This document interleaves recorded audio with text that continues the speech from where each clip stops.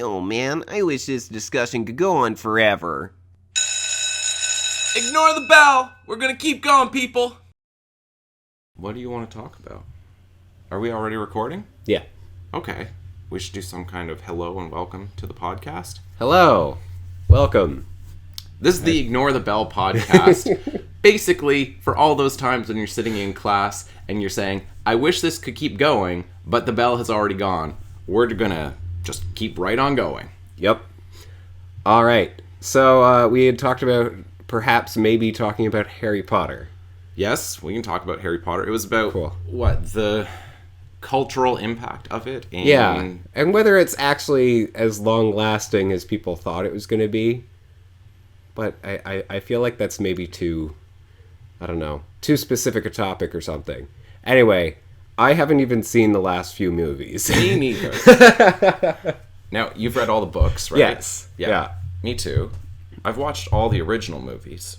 Okay, yeah, no, I haven't seen, the seventh book. Which got turned into two movies. Yeah, those two movies. Yeah. Which is so stupid. I always hate it when they do that. Money. Yeah. That's not why. It was a big story, and they needed the extra screen time. Okay. It was a shorter book than Goblet of Fire. I don't understand. Right. Yeah. No. It definitely wasn't about the studio making more money. No. Yeah. Speaking of splitting movies into two parts, Avengers Infinity War, I'm not sure if you've seen part one. No. Okay. I don't know. They tried to, take back the fact that they were splitting it into two parts by saying, oh, well, we're actually going to call the second movie something else. But Infinity Warser. Yeah, Infinity something. Wars. They're like, no, it's not part one and part two. This one is Infinity War, and the next one, we're not telling you what it's called yet. What's his face? The fellow with the glove? Or the rings or Thanos. something? Thanos! Yes. Is he still alive? Yeah. And he's more... Spoiler alert! But yeah, also, one of the Avengers dies, right? About half of them. Half of them die? Yeah. Oh. They get snapped out of existence. Oh, so are they dead or are they just gone? They turned into dust, and yeah, then the movie ended. Oh. So if there's some superhero who can recollect atoms and reassemble them, then maybe they can come back. That maybe sounds like Captain Marvel, who they're making a movie of, and who was teased at the end of Infinity War, so yeah. Except when he reassembles them, and they somehow look like... Oh, when she... Right, because Captain Marvel's where it was a guy, and then he died, and then his wife took over, is that right? I think so, okay. Yeah. But the movie is just saying that it's just the woman. Okay. Yeah. But but I'm assuming when she reassembles, it's going to be in a way in which they have all the superpowers, except they look like a younger, better looking version of them to get a different actor in there. That makes sense, except basically all the Avengers who did get turned to dust or whatever are all the new ones. So all the old ones are still around, like Iron Man and Captain America, and I think Thor is still around. But Black Panther, Spider-Man, characters like that, they all got turned into dust, even though we know that they're going to make more movies about them. My whole thing, this is my theory, just throwing it out there. I don't care whether you agree with me or not. But my theory is that they are going to have sort of like a trade-a-life thing. So Tony Stark was very close to Spider-Man. Right. So he's going to give up his life to bring back Spider-Man. Right. And they kind of tease it, I think, in Infinity War, where a couple of characters say, we don't trade lives. Gotcha. Because it's, we're not going to risk one life. Yeah, exactly. It's one of those things. We're definitely going to trade lives in the next movie. Yeah. I haven't heard anybody else come up with this theory, so this is my way of getting it out there. So Avengers, trading faces. Right. Yes. Direct to TLC. Oh my goodness. I would watch that. Yeah, now I'm just thinking about the the movie Face Off. Right, exactly. It's gonna be like, so it's gonna be what, Tom Holland, like the new Spider-Man. He's gonna be acting like Tony Stark, right? Exactly. Yeah, that's gonna be amazing. He's gonna have to do his very best impression of Robert Downey Jr. the entire time. I feel bad for the life that Tom Holland is going to lead then. Right. Robert Downey Jr.'s life hasn't been, Well, whatever. Tony Stark. Right. Either way, though. Yeah. Oh, man. Harry Potter? Yeah. I mean, I don't know. I've read an article and heard a fair bit about the idea of, what is it called? That Disney movie that was massive, the James Cameron one, Avatar. Oh, yeah. Right? Yeah. And actually, it was made by Fox, but Disney just has the theme park rights to it. Oh, okay. Yeah. Gotcha. So Fox doesn't have a theme park. But wasn't Disney, didn't they buy 20th Century Fox? I don't think that's gone through completely. Okay. Yeah. But they're working on it. Yeah. But in any case, it was a 20th Century Fox picture originally. Yeah. Okay. But I was reading about the idea that even though it made so much money, the article was suggesting that it's had essentially no impact, no cultural impact whatsoever. Yeah. Right? And that, like, now Disney's, like, really pushing in on this ride. And then isn't Cameron going to do, like, another 2 movies or something? 4, from what I hear. 4 movies that no one wanted. Right. And, yeah. But I think, like, because if you look at that and then you say, well, does the box office actually translate into long-term cultural impact? And I mean, I think the bigger question for me with Harry Potter would be how many young kids are going and seeing the new movies that they have, these Fantastic Beasts and Where to Find Them, because isn't the second one coming out pretty soon here? Yeah, Crimes of Grindelwald. Sure, if you say so. Who I believe is played by Johnny Depp. Oh, okay. So, interesting. I don't know. I did see the first Fantastic Beasts movie. How was it? It was fine. Okay. Glowing recommendation. It was fine. I don't know. How much money did it cost to make in order to get a meh? That was okay. Yeah, I mean, it's based on, like, a book in the series. Or, like, a book within the Harry Potter universe. Yes. Right, so there was, like, the textbook, Fantastic Beasts and Where to Find Them, which describes a bunch of different creatures. Exactly. But the movie is about the guy who wrote that book. Ooh. Yes. Isn't that what everyone wants? The textbook was interesting enough. But tell me more about the person who wrote the textbook. How about a nice biopic on that person? Yeah. So that's why, I didn't really want to go see the movie, but I did, and I was like, it was fine. Okay. Which is pretty good, because I didn't leave it going, yeah, that really was the waste of time that I thought it was. Right. So it's not a waste of time or money. Mm-hmm. Yeah, it's not spectacular. Right. But you're not a big fan of any of the Harry Potter movies, right?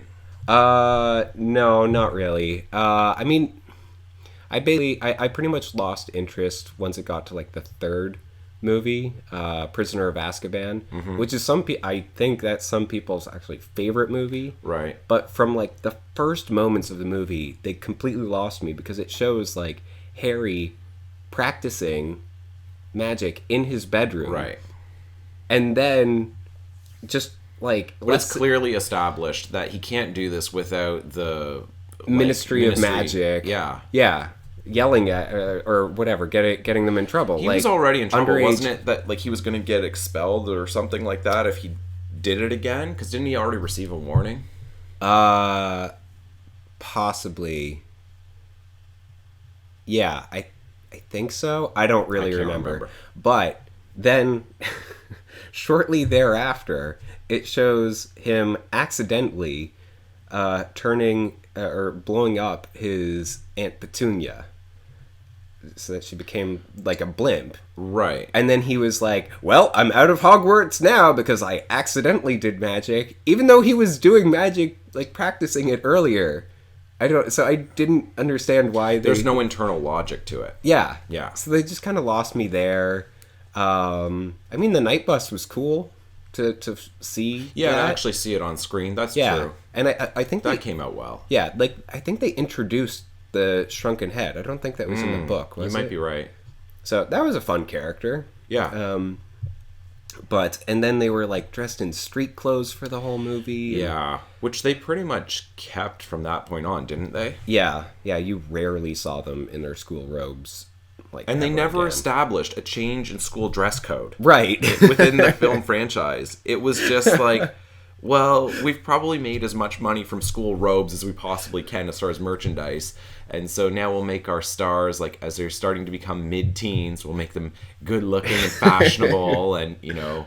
Yeah. Well, I know that, like, they, like, changed directors between 2 and 3, so I think that probably had a pretty huge... Well, I actually don't know which way it went. I don't know if the studio was like, oh, we want our stars to look better, so we're not going to have them in uniforms anymore, so let's switch directors. Right. Or if they switched directors, and then the new director said, I don't want them in their school uniforms all the time. But it's one of those things where you can't... A film needs to do something different than what the book is doing in order for it to work.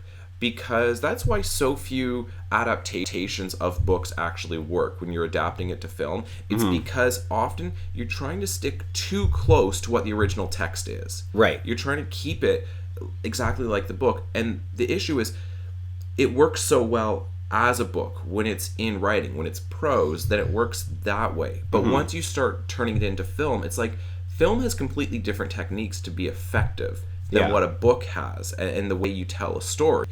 And so once you start saying, well, see, but it's weird because they go away from the books in the later films, and I think the later films are not as entertaining as the first two films, which stick pretty close to the books. Yeah.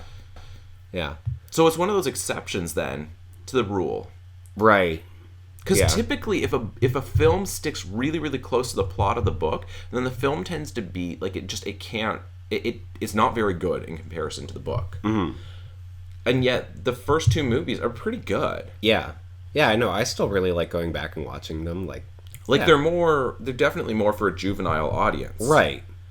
But that makes sense because the whole series is for that. Right, audience. and like the whole tone of the series like changes, because as like Harry and Hermione and Ron, as they get older, then it's like the themes start to get a little bit more sophisticated and mature, and as like the readers kind of get older who are following along with that, but it's still written in the same style. Yeah, and that's actually kind of, I don't know, that's something that I kind of find frustrating, where like it totally makes sense because for the kids who are growing up with it, like me, like it totally makes sense to I start to be interested in more mature themes as it goes along, right? So it matches me as I'm going along.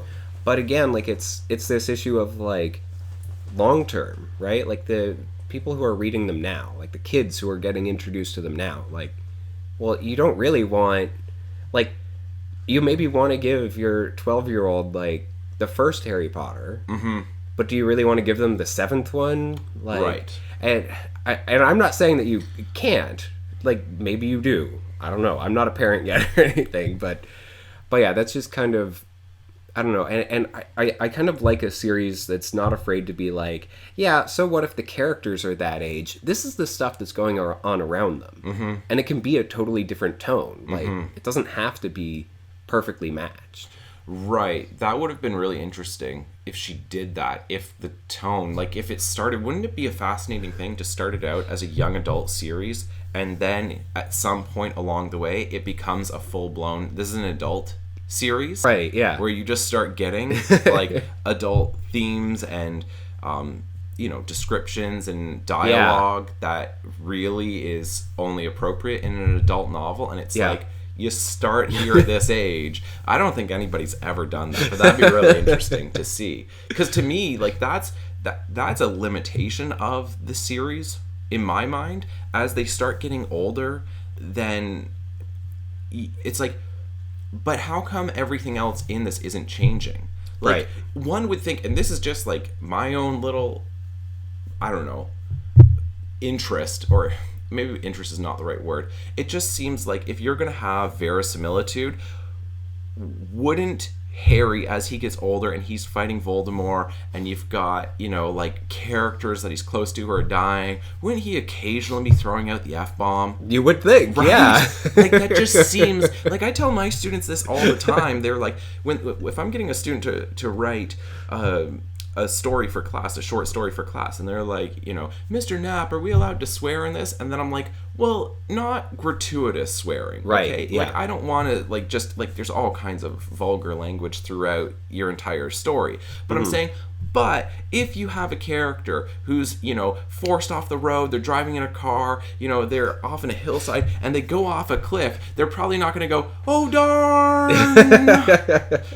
They're probably going to utter something a little bit more adult and vulgar than that. Yeah. And so I'm saying, if the story calls for it, but then it's like she kind of painted herself into a corner where it's like the story's calling for some pretty intense, I think, language at the very least, and even scene descriptions. Yeah. Like, it's almost like, everybody who gets hit, it's kind of like watching a PG-13 movie, where it's like, but there's no blood, there's no gore, there's no guts. Yeah, which, I mean, that always bothers me as well, right? Like, everyone has a clean death. Yeah. Even my robes aren't dirty.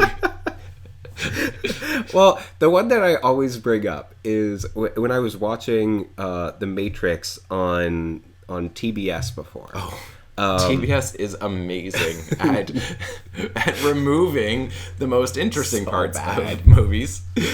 So, there's a scene where Agent Smith is talking to Neo at the desk, right? And then Neo goes, "How about I give you the finger and you give me my one phone call?" And what does he do? Give him a thumbs up? No, they first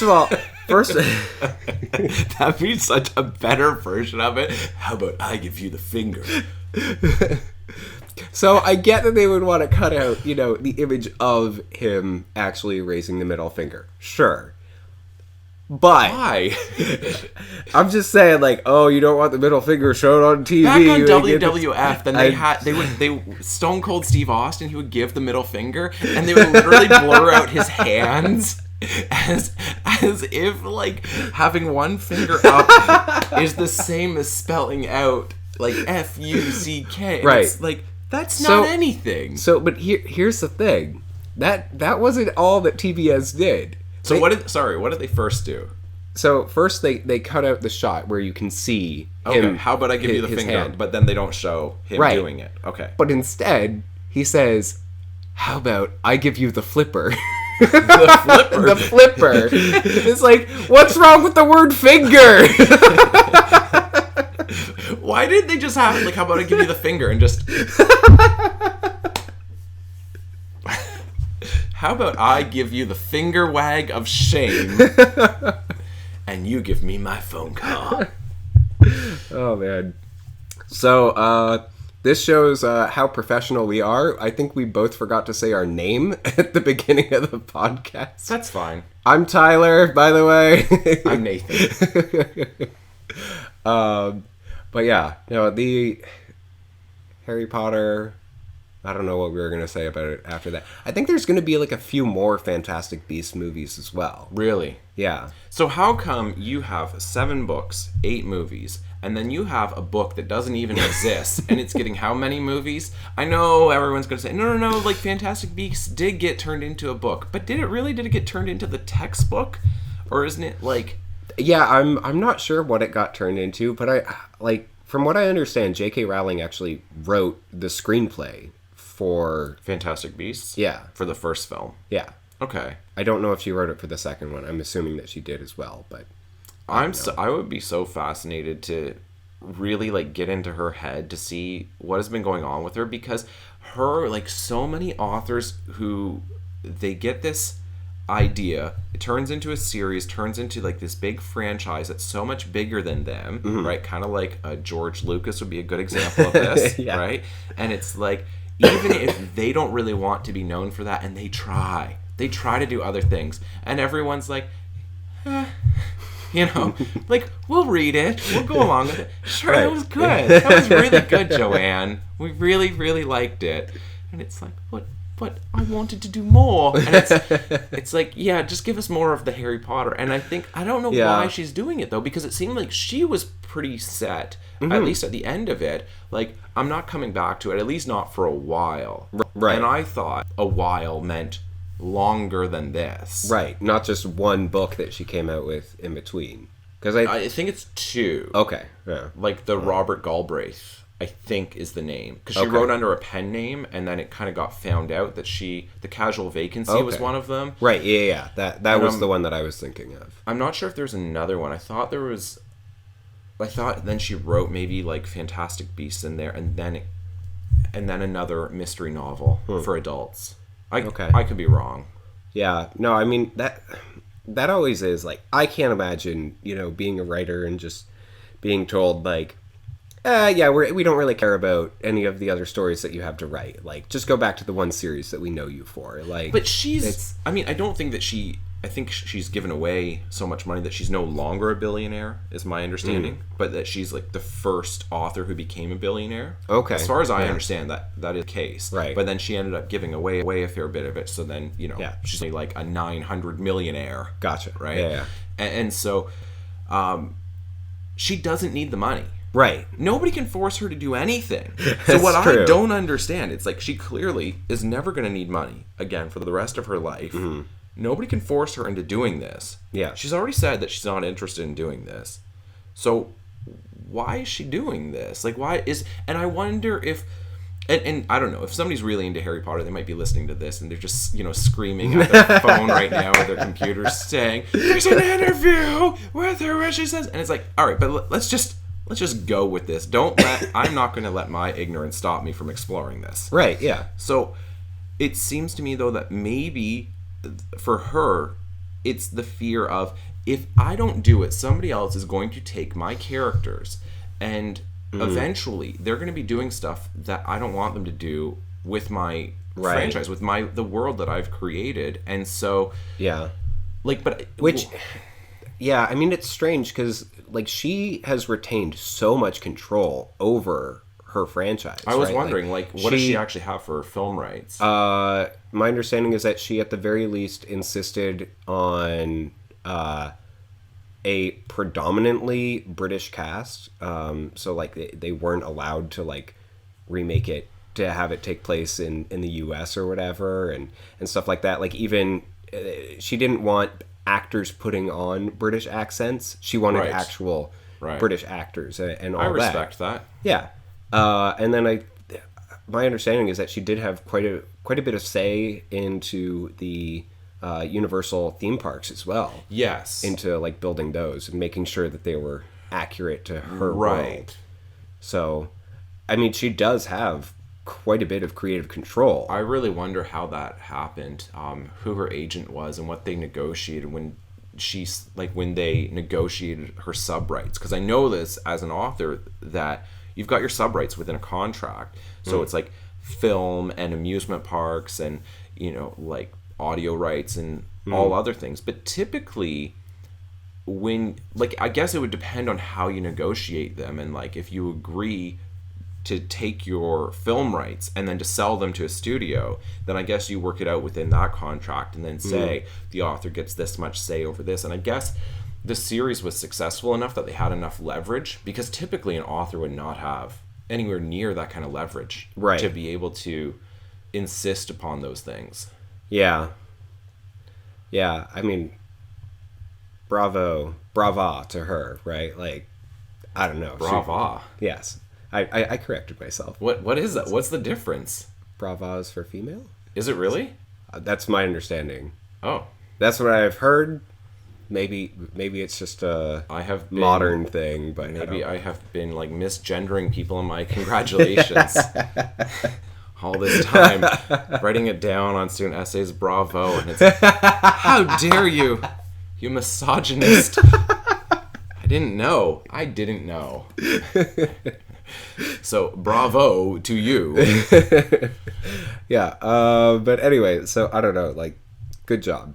Yeah. Because, yeah, I mean, that's amazing to be able to, say, well, if you're going to be doing this with my characters, with my franchise, then I want to have a lot of say in that. And I honestly think that, like, those rights should be maintained by the author unless they want to give them up. Because there are quite a few authors who I would say, like, well, if you don't know anything about, like the film industry or whatever, like, you maybe don't want to be consulted on everything, like where it's like, oh, okay, well, what did this character look like exactly? And it's like, I wanted people to interpret it however they wanted. Like, I didn't have a specific vision in mind, and that's just going to hold up things. So I don't think that they should hold on to it in that case. But I think the general rule should be that, the author holds on to those.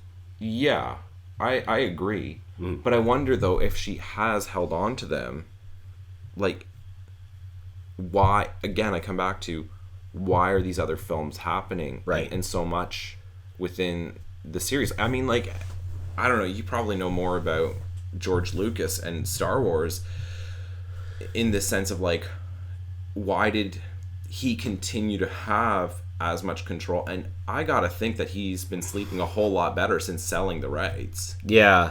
I imagine. Well, yeah. To have that pressure taken off of you. Like, he, like, gave up on the internet, essentially, when he started reading things online about the Phantom Menace. Oh, I want to give up on the internet. I don't know how he did that, but... But yeah, so he has, like, no, like, social media presence or anything. Like, he just refuses to, like, go online, essentially. Right. He's, like, using, like, fold-out maps to get places and... Yeah. Using the yellow pages. Right. I mean, I figure he's probably being driven everywhere, even to the grocery store. So he doesn't need, I don't like, think a he's map. being driven to the grocery store. I think they're just bringing him. Well, yeah, that's true. Yeah. But yeah, no, he... I mean, it's funny because I heard that when he started planning episode 1, then he actually reached out to Steven Spielberg. And he was like, hey, I don't think that I really want to, be directing anymore because it's so much pressure. Like, would you mind directing it? Like, because I don't really feel like doing it. And Steven Spielberg actually told him, like, George, it's your thing. I really think that you should just do it your way. Okay, so this is Spielberg's fault? Essentially, yeah. So Spielberg gets lots of credit, but he also needs to have an asterisk next to his name. Ruined Star Wars. Right. Established the blockbuster and gave us these, like, childhood films that just expanded our imaginations. Yeah. But also gave us new Star Wars. Right. Because, I mean, like, episode 4, then George Lucas had so many other people working with him and, like, helping him with that. Episode 5, he didn't direct, right? Right. Like, he was like, I don't want to do it again. Right. Episode 6, did he direct that one? I think so. Yeah. I don't know. We should look that up. But and then there's also Carrie Fisher was, like, a script doctor for, so many of those films, like 4, 5, and 6, and she kept writing in notes and things. Did he take the notes? Yeah. Okay. So she actually did, like, I've seen some of the pages, Uh-huh. because you can find them online, like, with the notes written in. Uh-huh. And she helped a lot. Okay. With making it better. So Right. then, once he got to episode 1, didn't have Carrie Fisher anymore, and was told, just run with it, dude. That it started to Right. just not be very good anymore.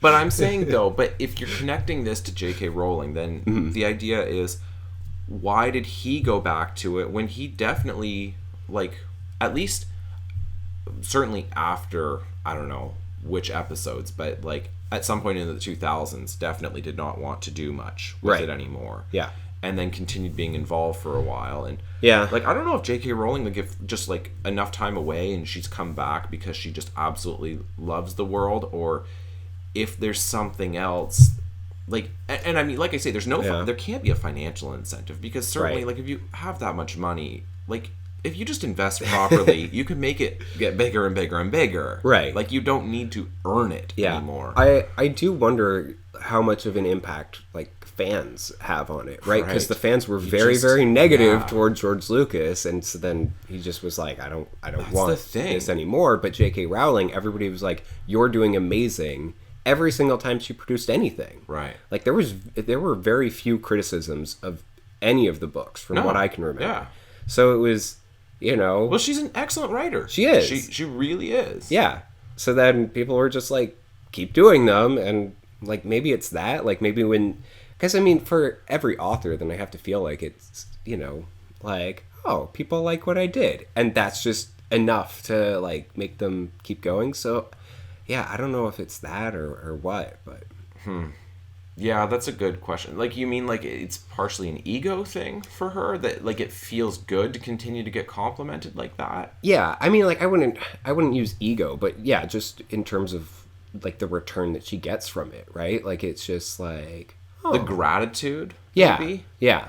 Yeah, that she feels like a sense of ownership over it, and it's like, well, this means so much to so many people, and I owe it to them to, you know, continue providing high quality Harry Potter universe films and content.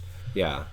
Yeah, I mean, maybe she was also, like, inspired by fans, right? Like, people who are reading... Fantastic Beasts and Where to Find Them, the textbook. Right. And we're like, who is this, whatever, Scamander who wrote it? Right. And then she was like, that's a good question. How does he know so much? Right. And then was inspired that way? Yeah. I don't know. I could see that. Is that the first textbook to film we've ever seen? What about Encyclopedia Britannica? I know that was like a detective for young adult, wasn't it? Not exactly the same thing. I mean, there's Hitchhiker's Guide to the Galaxy, so that was a guidebook. Right. That's a guidebook, a travel guide, isn't it? Travel guide to film. Yeah. This is a good one. We need a film about, like, Webster or something like that. An American dictionary! One dictionary to rule them all. Mm-hmm. Yeah. These are all good film ideas. We gotta trademark these or something. Right. Nobody steal our ideas. Right. I've always said that about the dictionary Funk and Wagnalls. Right? Then, like, because that's a popular dictionary, Funk and Wagnalls. I've always, like, brought this up in class. I'm just like, man, one of the dudes who wrote the dictionary, his name is Funk. Mr. Funk. And I was like, I wish my name was Mr. Funk. And then I had, partway through the year, I don't know how many kids, probably like 10 kids, who only called me Mr. Funk from that point on. I just rolled with it. Mr. Funk, hello? I'm cool enough to write a dictionary. That's pretty awesome. That's such a cool name, though. And his name was Funk before funk was even a kind of music. Right, yeah. But I gotta imagine that still sounded cool even before we knew what funk music was. Yeah. Well, I don't know, because something, like, you don't want something that smells funky. No, you don't want that. So... maybe he changed the definition. But funky is cool, though, right? Right. Like, that's really funky. Yeah. But then this smells funky is not good. Why do we keep doing that with words? I don't know. It's like, let's just make it mean the exact opposite. Right. Good luck, ESL learners. That needs to come up. She's hot. He's cool. Both are good things. Exactly. Exactly. Right. I don't get it. I know. But in coming back to the question of, like, what is the cultural impact, or at least the legacy of Harry Potter, I don't know if there's statistics on it of the average age of viewers going to see the Fantastic Beasts movies. Yeah. If it's trending fairly young, or is this mostly 20-somethings who are going, 20-somethings and people in their 30s who are... Yeah.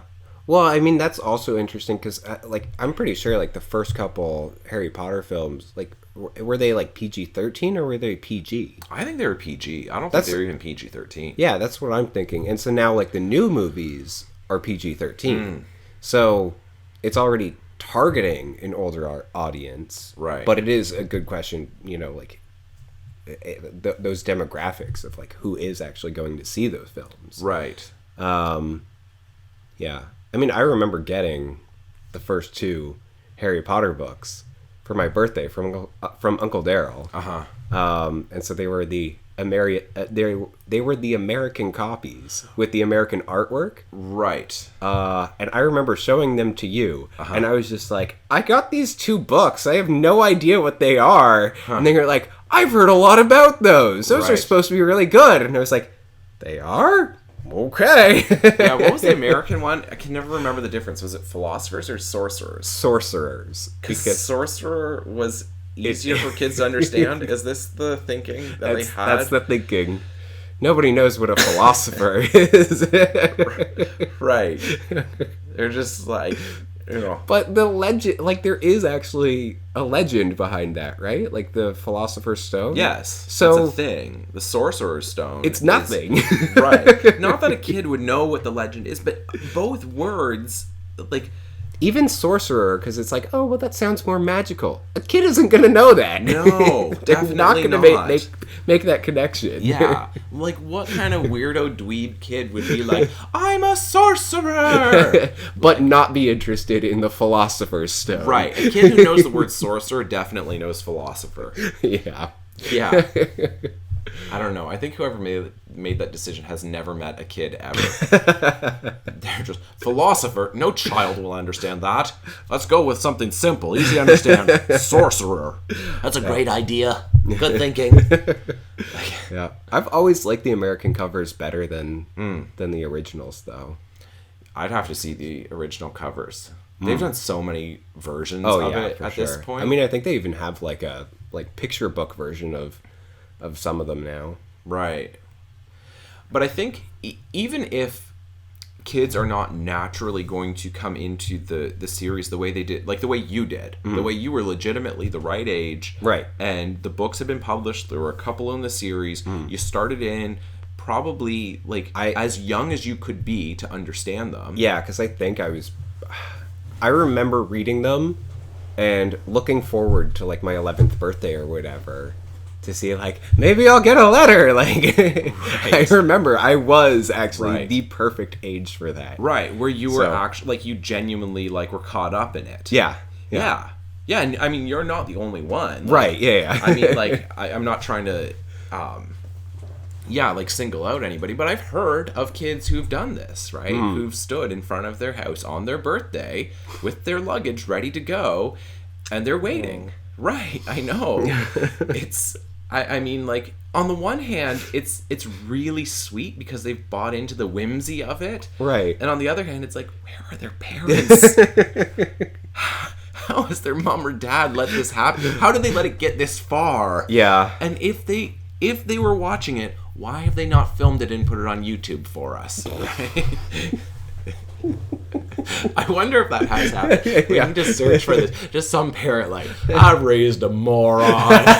Just filming their kid standing there like, Hagrid. I mean, I have to feel like it's got to be like the Tooth Fairy to some parents though, where they actually make up the letter. Sure. Like they actually write it out and give it to the kid for their 11th birthday. If you don't behave, you're not going to have to get out of this house and go to Hogwarts and leave here forever. Do you have any friends with a magic car? I don't think so. That's right. Behave yourself so you can go off to boarding school. Because it's the opposite of what you would normally threaten. It's just the complete opposite. If you don't behave yourself, then you're not going to boarding school. In a drafty castle, having to wear a dress the whole time. Oh, man. It's a robe, Dad. It's not a dress. But even if kids are not coming to it the way you did, then at least for all of the kids who do go to Universal Studios, to the actual theme parks. Yeah, and they can get the wand and everything, right? You can get the wand. Then it's almost like you're going to pull kids into the series through other means. But it kind of feels like, is this one of those things, like, is Harry Potter now just, I guess it's like really like 20 years behind Star Wars? Is that really what we're looking at? Because when was the first Harry Potter published? Wasn't it like 97 or something like that? I think so, yeah. And like the first Star Wars, New Hope, 77? Yeah. So just 20 years behind. Right. So it's like we're kind of seeing the Star Wars phenomenon of like, I mean, I know that it was like Dad for me who pulled me into it. It was Dad and Uncle Paul. Like the first time I ever saw Star Wars, it was the first glimpse I ever had of Star Wars. It was going down into our grandma and grandpa's house, and our uncle was down there, and he was watching a scene from I'm trying to think which one it was. I guess it was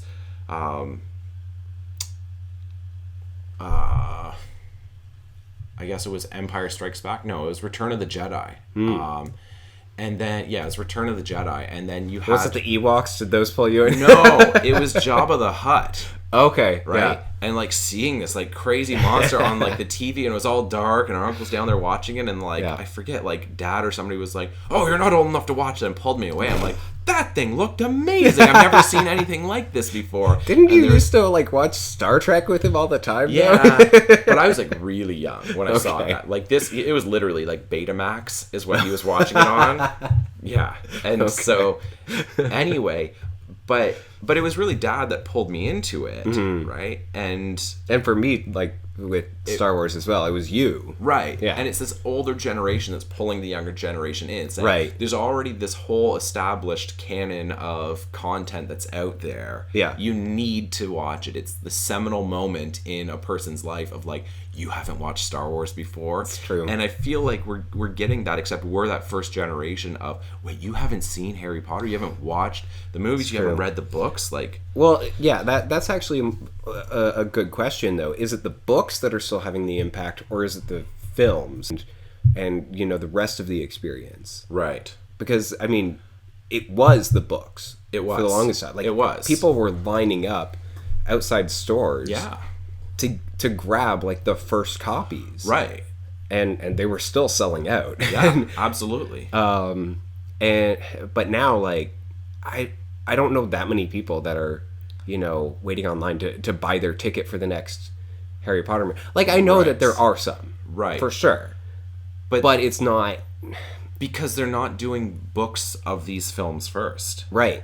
Right, so it's not like, so it's because that was the big selling point of Harry Potter for the longest time. Like, it was like, wow, it's getting kids to read. Right. Now what are they doing? Right, getting kids to go to the movie theater and to say, I want to go to Universal Studios. Right. Yeah, which is probably not quite as good. Right. As I desperately want to go to the bookstore.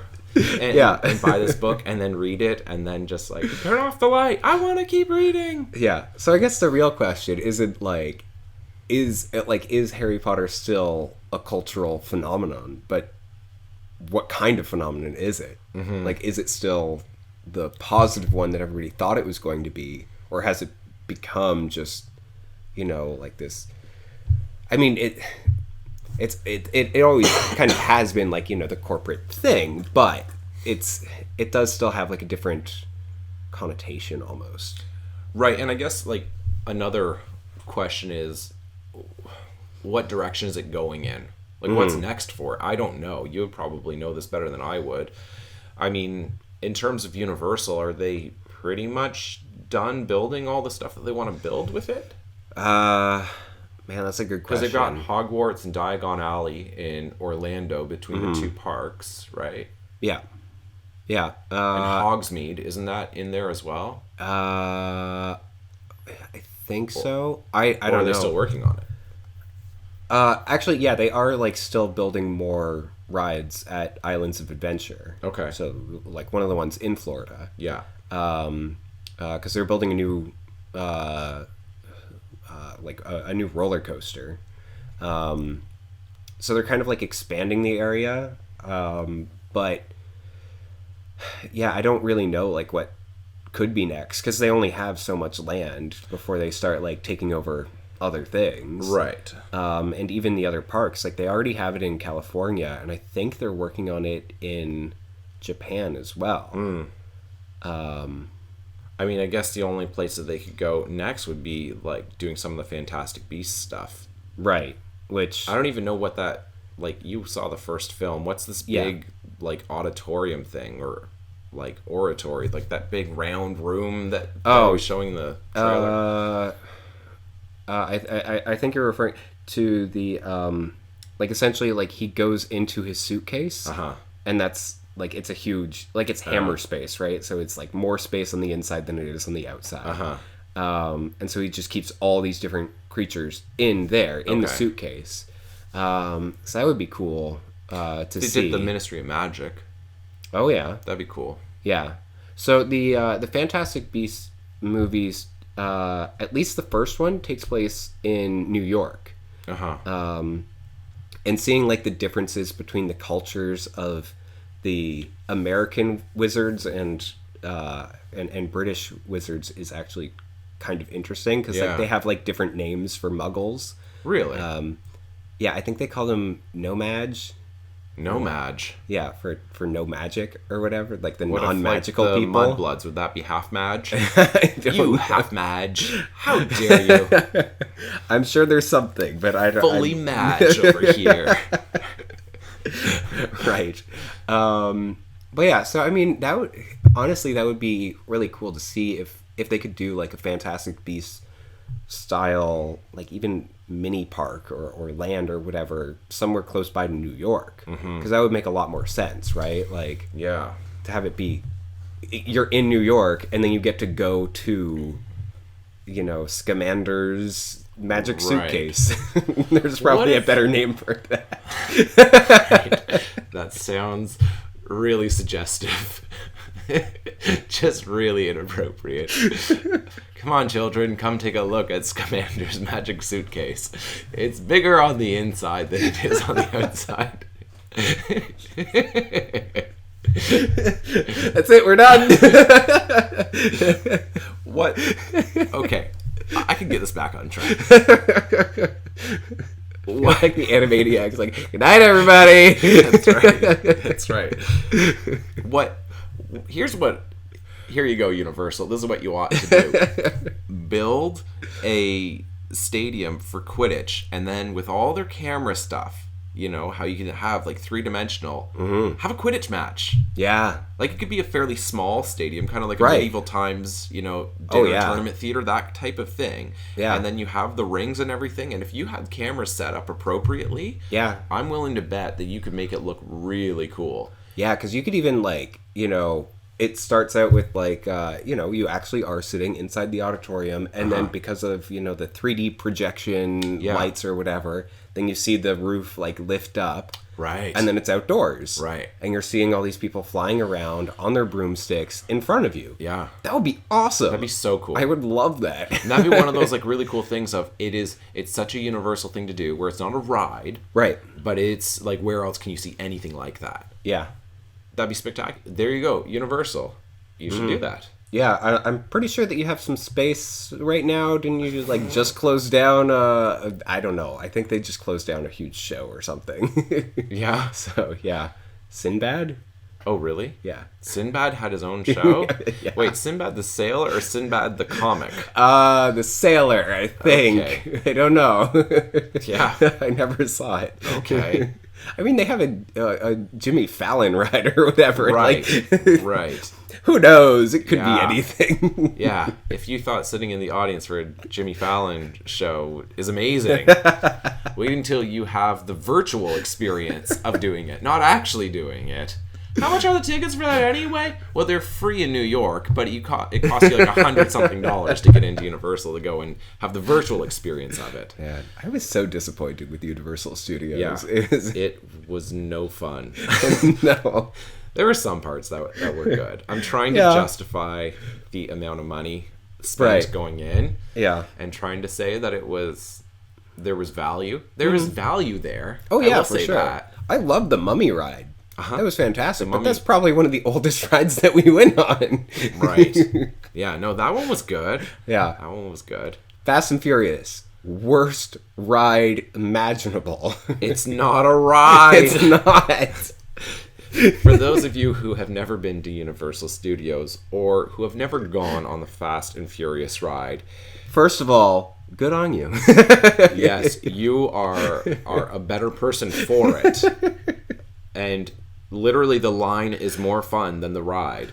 Because you get to look at cool cars. You're in this garage as you go through the queue line, and then they have actual staff members who are playing along with the video of characters from Fast and Furious, and they're kind of talking to them, but you can kind of heckle the staff members who work there, which I did a little bit, and they are actually reacting because it's human beings who are there. And so that part was fun. And then you start to get an inkling that you're gonna just sit on a bus for the Fast and Furious ride. Mm-hmm.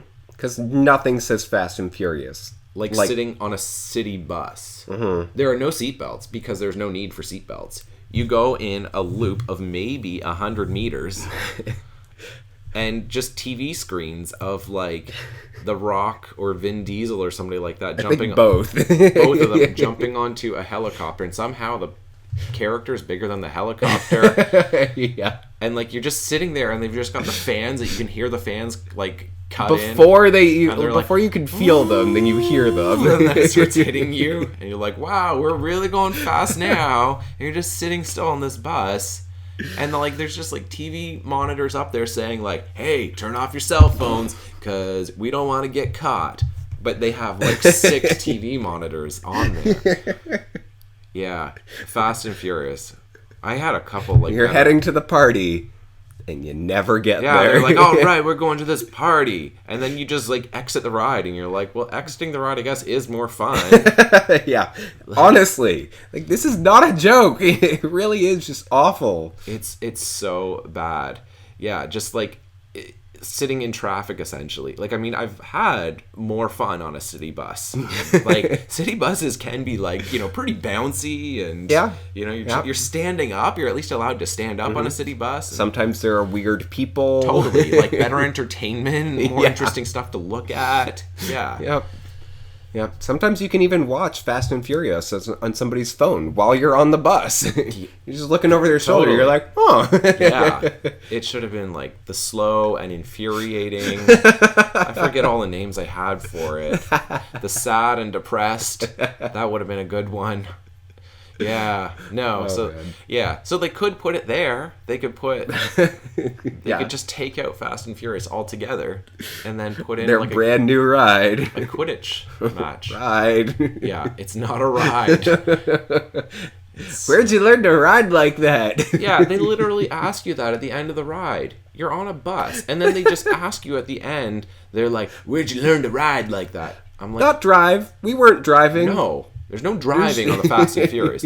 It's like, where did I learn to ride like that? I don't know. My parents, when they told me, when you're on the bus, just sit down and just wait. And it's like, okay. That's where I learned to ride like that. Yep. Oh, man. But the most fun was how much everyone on the ride knew that it was terrible, and we all knew it. Like, everyone was heckling every part of the ride the entire time. Nobody was having fun. We were just having fun by how bad it was. Yeah. And if it's like a sarcastic ride, like we're gonna make this ride that's so bad that people will have a lot of fun, then they've done it. Right. I don't know if it's worth all that money, but oh man. Yeah. But yeah, they could, if they built something like that, that'd be cool to do. Yeah, I would love that, honestly. But yeah, so I mean, if that's like one thing that Universal could do in terms of like going forward with the franchise, and I don't know what you're saying. There's multiple Fantastic Beasts films still to come. I think so. Yeah. Yeah. Yeah. Which, I mean, I don't even know like what the titles of them are. Like, this one is, Fantastic Beasts and the Crimes of Grindelwald. Okay.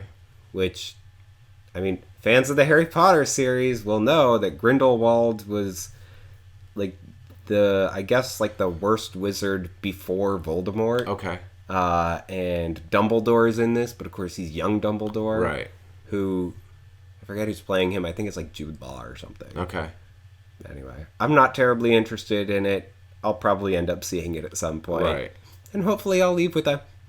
Yeah, that was fine. Well, I guess the next one could be, you know, like, whatever, Fantastic Beasts and the Sentencing of Grindelwald. And it's just the trial, you know? Yes. And then, like... Well, that's what I don't understand. The first one is Fantastic Beasts and Where to Find Them. Next one is Fantastic Beasts and the Crimes of Grindelwald. They're completely different things. Right. It's like, yeah, we're going to have some beasts in here, but it's really more about the Crimes of Grindelwald. Right. Like, why... Did they think this through? Yeah, because they can't call it Harry Potter because he's not in it. Yeah, he's not even born yet. Right. Yeah, and that is part of the issue with having a franchise that's based around a character, but it's such a bigger universe than that character. But he becomes an Auror. Yeah, I know. At the end. Yeah. I would love to see what he... Those movies, I would read those books. Yeah. Especially if they were adult, not young adult. I would read those. Yeah. Even if they're young adult, I'm going to read them. They do have the play. The Cursed Child. Yeah. I haven't read it yet, but... What's that one? It does follow Harry and his son, I believe. I think his son is the Cursed Child. Okay. I don't know. I haven't read it. Haven't seen the play. I know that I have it, but I just haven't read it yet. Same, yeah. Okay. But yeah, I mean, so I guess they kind of did, once Harry gets older. Uh-huh. But as far as I know, it's not about him. It's about his son, which, yeah, I want to see Harry as an Auror. Like, right. I want to see all the different things that he gets to fight. Like, if you have full-time people who are dedicated to making sure that everything is, being protected. Yes. Then I want to see what they're protecting it from. Like, for sure. My question would be, like, they're always looking down on Muggles, saying how dumb we are, right? And it's like, oh, like, yeah, what do they know? They're Muggles and they're all backwards and everything else. Okay, but they only go to what, like 12th grade, and then they graduate. There's like no college, and it's like you get to just be an Auror. That's actually another question. How? Because is there something before Hogwarts? Do you not go to school until wizards, you're right? Yeah. Because like do you not go to school until you're 11? Homeschool, right? Because they're presuming by the time you're coming in as a first year, it's like that's really late in life when you're like 12. Is it 11 or 12? Yeah, I think it's 11. Yeah. That's your first year of school? Yeah. You don't even get a year before in like, kindergarten or something like that. I mean, they still being 10 years old. You would think they still need to learn the basics of reading, writing, arithmetic, right? And like they're just assuming they're like, your homework is to read this and write this and blah blah. They're assuming that they can read and write. Right. But there's got to be, like, if they're all homeschooled, there's got to be some wizarding families where they don't know how to educate their kids. Yeah. The kids come in and they're like, I can't read. Right. Yeah. Do they have a remedial class at Hogwarts? If the expectation is that they're going to public school until then you have to think... But the wizards aren't, because the Weasleys are separated from the Muggle world. They have, like, no interaction with Muggles. That's true.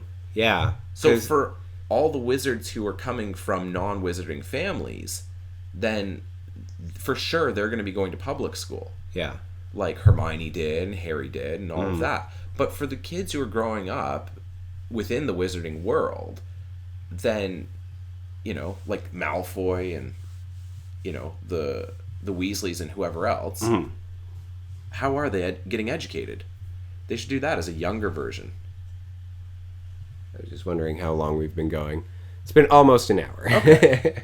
But, like, I think, like, they could do that as, like, a separate film franchise for younger kids. Of, like, you know what I mean? Wizarding school. Like, K to 6 or whatever. Well, yeah, but they don't start to get their powers, like, until... Oh, is that it? Yeah, I think so. Oh, then that'd be a pretty boring school experience. Yeah. I mean, I don't know. Because Harry talks about how, like, or whatever, the books talk about, like, how there were always kind of odd things that happened around Harry. Right. But that he didn't have control over them. Right. Or something. So... But I still think that it's like, I think that there's something in there about like, oh, well, their powers haven't set in or whatever until they get to that age. Okay. But yeah, it's one of those things where, I mean, it's probably been answered. I'm sure. But somebody has answered it. Yeah. But for the average fan, it's confusing. Yeah. And like I say, same thing with college. I don't understand. Right. Like, do they have apprenticeship programs? In which case, like, will you have to, like, apprentice after you're finished with Hogwarts? And then, like, how many years do you do that? But, like, Yeah. how do you get to be a professor at the school? You just finish in your, whatever, 7th year, and then, like, now I can teach 7th year. I just finished. Right? Because in our society, then you'd have to get your bachelor's, your master's, and then your PhD, and you have to have teaching experience along the way, Right, before you could become a professor. But for them, it's like, where did they get the title professor from? How'd they earn that? no idea. That's But yeah, it's a really good question. Yeah, because they just start talking to them about, like, okay, you have to figure out what kind of job you want to have, and it's well, I mean, that's actually something that I have to say about the original series. Like, there are the different levels of exams that the students have to take, which are not talked about at all for, like, the first however many books, and then it's just introduced. It's like, yep, you've got your owls and you've got your newts, and is there another one?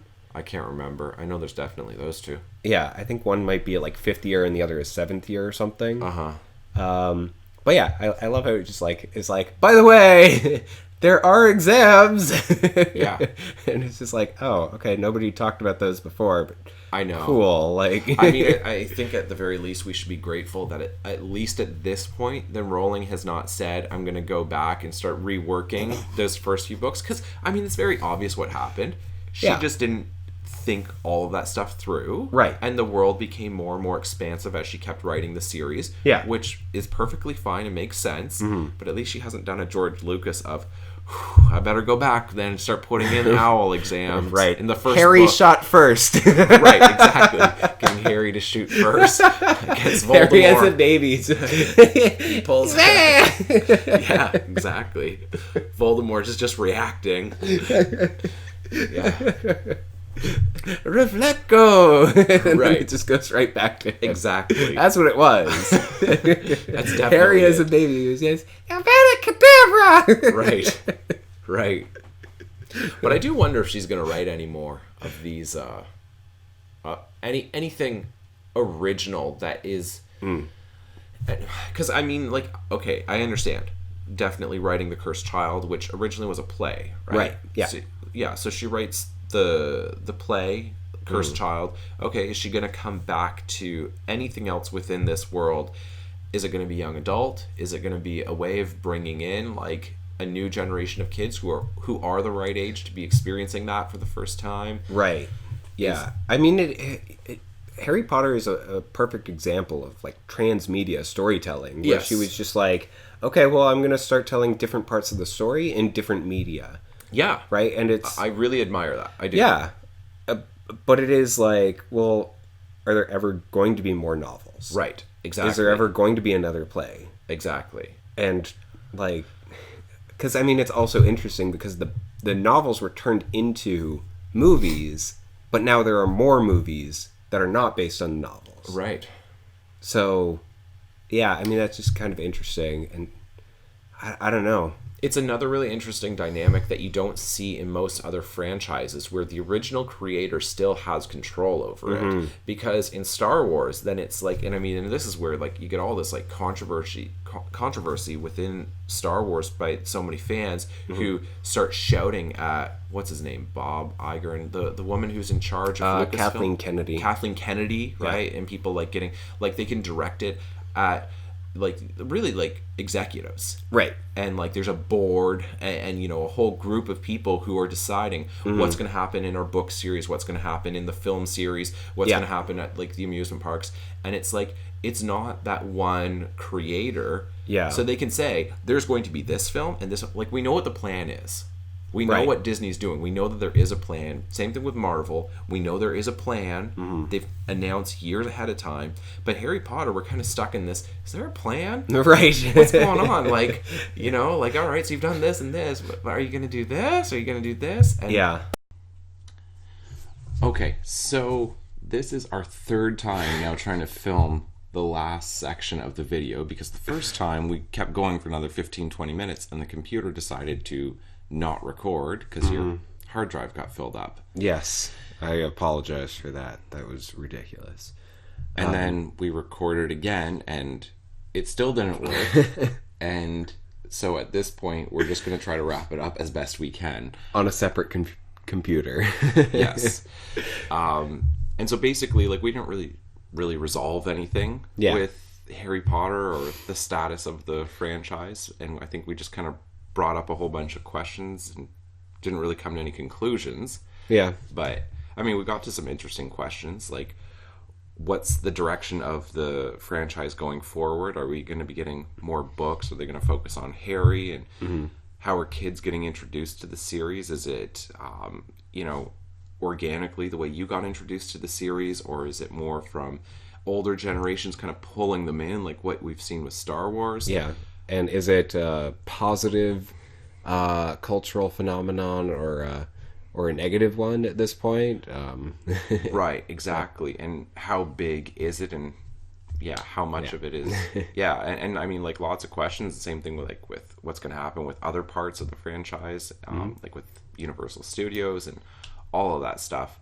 But that's fine. That there are good questions to ask, and Absolutely. Interesting, like, answers that I think we or at least discussions that we had about it.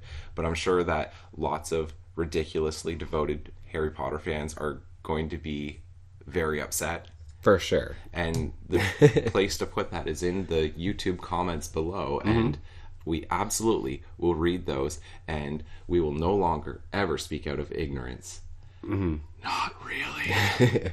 And be sure to share it on all the Harry Potter fan sites to show how ridiculous and stupid we are. Right. Because that's good for the fandom, by the way. To basically just tell people, if you don't know as much as I know, you have no business talking about it. Right. And it's like, that's really how you want to welcome other people into it. Yeah. So lots of sarcasm to end. And I guess that's basically it, right? Yeah, I think so. Okay. All right. Well, thanks so much for watching. Yep. All right. Bye. Ignore the bell, people. We're gonna keep going. We're still ignoring it. Don't worry. I don't know what that. I think that's the fire drill. All right. We're gonna go home. Yeah. All right. We're done.